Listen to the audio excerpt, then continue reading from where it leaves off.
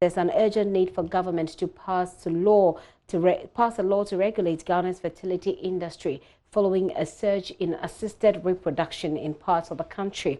That demand is being made by practitioners themselves, who believe that the lack of proper regulation means inability of government to effectively plan the distribution of available national resources.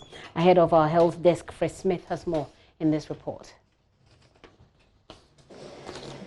Not to give birth on time, yes.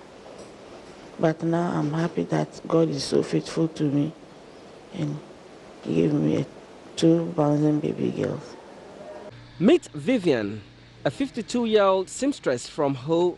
She's expecting triplets after an in vitro fertilization at the All Faith Medical Center in Accra. I bought everything. What did you buy? Like how you said, toys, pampers, corsets, everything needed for welcome dresses and many things. In vitro fertilization is a medical procedure where an egg is fertilized by sperm in a test tube or elsewhere outside the body. Clinical embryologist at the All Faith Medical Center, Dr. Isaac Kofiedu, explains further. When we went through the investigations, we realized that she has a patent tube. The womb was okay to carry pregnancy, but because she was postmenopausal or menopausal, we had to now take a different egg and then combine with the spouse sperm to do an in vitro fertilization for her.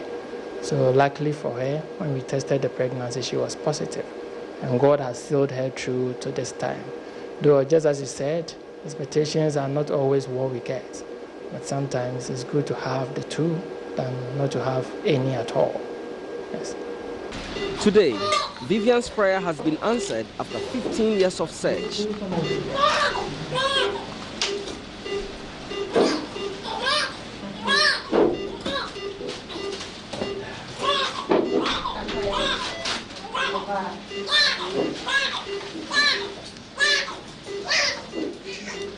Thank God for my life, and I thank God for the doctors and this life. She had been forced by pressures of society to travel from her hometown in Ho all the way to Accra to find a solution to her difficulty in becoming pregnant. She's one of many Ghanaian women facing stigmatization due to their situation. Those who can will do anything to avoid societal pressures. And today, Vivian has found joy after an IVF procedure. All the IVF centers, I believe they might be attending to aged people. Yes, some may have even a higher age than ours. But since the inception of our center last year, she has been the lucky first 50-plus patient. That's 53 years. Others are also with pregnancy, but I'm 53, and then she got hers today. Dr. Isaac Kofiedu says many more Ghanaian women are going through stress due to their inability to have babies, and the reasons are not difficult to find. So your own friends becomes your enemy. So it's a pressure that most of the women go through. They end up having issues with family. Because when family are having gathering and they go there, they expect that they should also present, their kids, and they are not forthcoming. So it doesn't make them get closer to families as well. Sometimes in church it happens to them, in their workplaces. So I know the women out there, especially those who just married for like a month or 2 or 3, and they are expecting, anytime they see their menses, some of them even start crying. So for someone who have gone through about 10 years, 12 years, 15 years, 20 years, the stress they go through is a lot. He believes the surge in the demand for IVF treatment presents both opportunities and threats for the country, which must be addressed before it reaches crisis point. The good news is that everyone practicing IVF might have gone through the nation's medical school or maybe accredited school before the person goes to further up from outside.